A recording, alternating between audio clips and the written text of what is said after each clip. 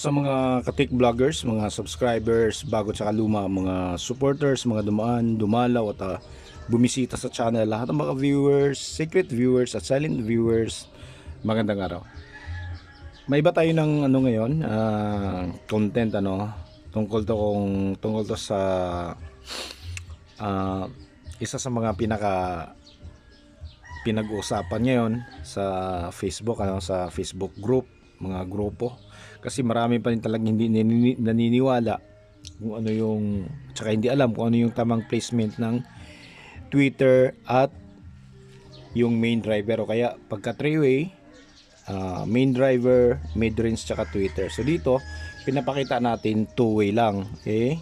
Two-way. So ito Twitter natin, tinakpan natin yung Twitter natin dahil malakas-lakas yung signal na ipapasok natin dito, at yung sobrang lakas na tunog ng Twitter ay parang woofer din, pero yung low frequency kay hindi naman gaanong na nakakat sang ano yan ng microphone ng cellphone natin, hindi katulad ng high frequency na priority talaga yun, yung mga high frequency. Kaya kapag sobra yung high frequency, magiging pangit yung tunog, hindi maganda yung resulta. Kaya tinakpan natin yung ating butas ng Twitter natin.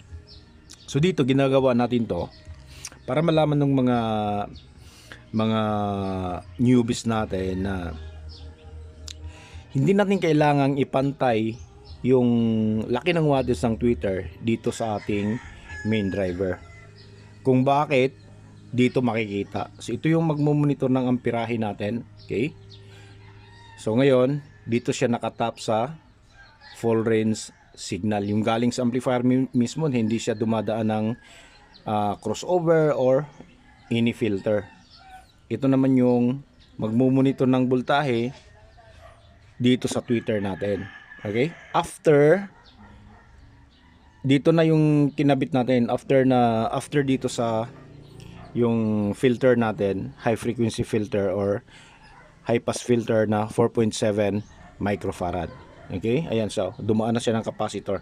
So ito yung magmo-monitor ng voltahe, kung ilan yung voltahe na papasok dyan.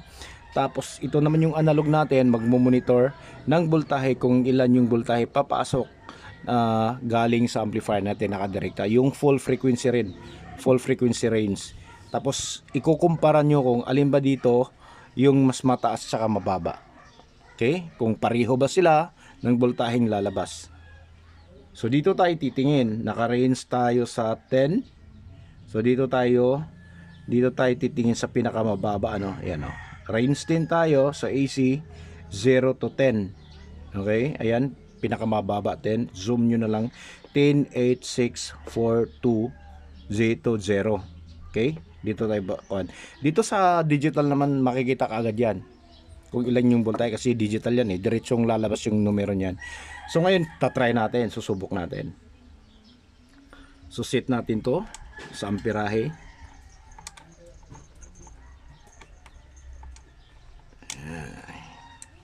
Okay, sa 2 ampere lang tayo.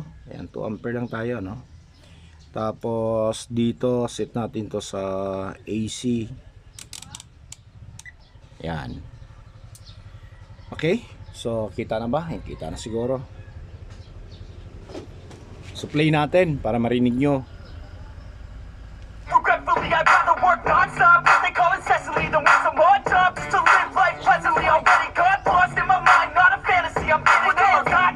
Yun, kung mapapansin nyo dito, kung itong digital natin, kung saan nakakasa dito sa Twitter, pumapalo siya sa pinakamataas, yung pinaka-peak niya 1.2 volts. 1.2 volts, samantalang dito yung full range natin ay umabot siya sa 5.8 volts o almost 6 volt. Dito ulitin natin. Ayan. Diba? Maabot siya sa 6 volt. Tapos yung amperahe, kung mapapansin nyo dito, tingnan natin.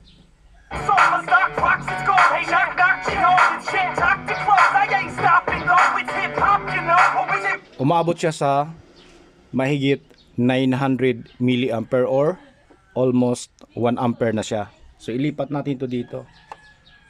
So dito nakikita na natin na may pagkakaiba, no? Okay? So 1 volt 1 volt lang mahigit, 1.2 dito. 6 volt, 6 volt na siya. Okay, dito natin siya ilagay. Ayan. Tapos play tayo ulit. Kung titingnan natin kung ilang amperahe dito, umaabot siya sa, di ba? Umaabot siya sa almost 1 ampere. Dito tingnan natin kung ilan. Rock and roll, I'm not dropping down, no, my pocket's strong. You can't stop the show, so keep rocking on. So let me break it all down for you. I ain't never giving up, I ain't never. Pinakamataas na niya yung 150 milliampere. So napakalayo ng diferensya, di ba? 150 milliampere kung ikukumpara mo dito sa umaabot sa 1 ampere. So napakalayo. Nasa 0.15 lang siya. Tapos dito nasa 1 ampere na halos. So yun yung dahilan kung bakit hindi mo kailangang habulin yung wattage ng main driver mo doon sa gagamitin mong tweeter. Kaya kung makita niyo yung nakaraang video natin sa placement, kailangan kung sa 3-way ka, yung main driver mo yung mid-range mo mas mataas, mas mababa kaysa main driver. Tapos yung tweeter mo naman mas mababa kaysa doon sa mid-range. Ganun sa 3-way. So ganito 2-way lang, simple lang siya. Mas mababa yung tweeter natin, yung wattage ng tweeter kaysa sa main driver. Okay? So ang mga nakasa doon iba 30 to 60% yung diferensya nilang dalawa. 30 to 60%, yung iba naman ay nasa 30 to 50%. Basta nandoon lang siya. So depende na lang yan sa speaker designer, cabinet designer ano. So ito, hindi lang naman to, kasi maraming hindi naniniwala, na question pa nga ako doon sa isang Facebook group.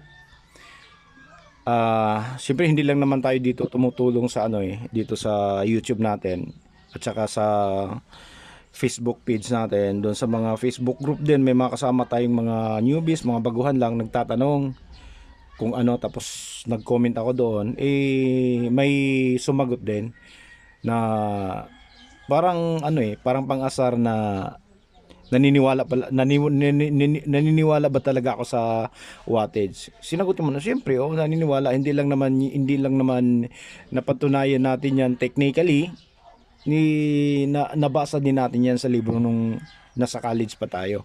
Kaya hindi lang naman tayo nagre-rely doon sa theory kundi dito na rin technical sa actual ng mga trabaho natin. So ito ngayon, pinapatunayan natin, pinapakita natin na napakalaki ng diferensya. Bakit nga ba parehas mo yung wattage ng tweeter tsaka dito sa main driver? Kita nyo naman yung sa amperahe, sa voltahe, napakalayo ng diferensya. Napakalayo. Okay? Napakalayo. Kaya yun yung dahilan kung bakit napakababa nung ibang mga driver, napakababa ng wattage. Meron ay 100 watts na yung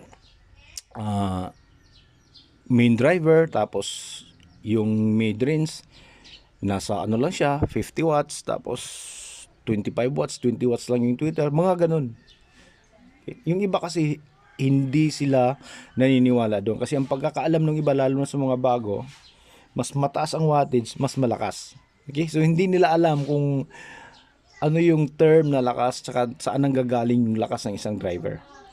Ito yung pinapakita natin sa kanila para malaman nila na hindi lang pala istorya to, totoo pala. Okay, so dito naman ulitin natin para makita nyo.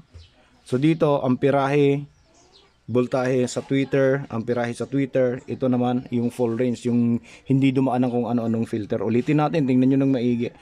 Voltahe, amperahe.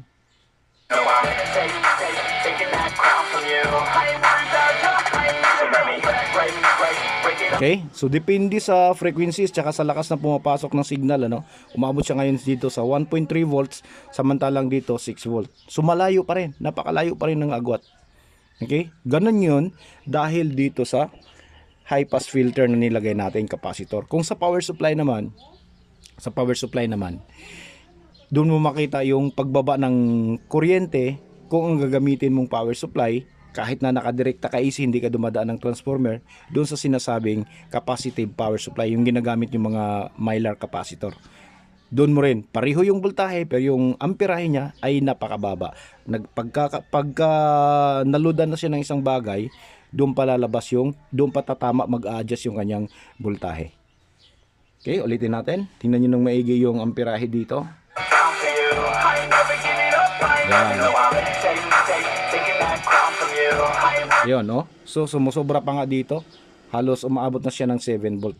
Dito, ganun pa rin siya. Okay? Nagdidepende na lang sa frequency, kung gaano kababa, gaano kalakas yung low frequency dito na pumapasok, dito sa full range, at kung gaano kalakas yung high frequency na pumapasok. Pero, ganun pa man, malaki pa rin yung agwat nila. Malaki pa rin yung diferensya. So, sana'y makakatulong to, sa mga bago at yun, grabe naman kung hindi pa sila maniniwala na kung ano ba yung tamang placement ng mga speakers natin, cabinet, ano yung tamang placement ng mga nakalagay doon ng mga iba't ibang klase driver, middle frequency driver, high frequency driver, tsaka low frequency driver. So hanggang dito na lang siguro tayo, so maraming salamat, God bless at bye bye.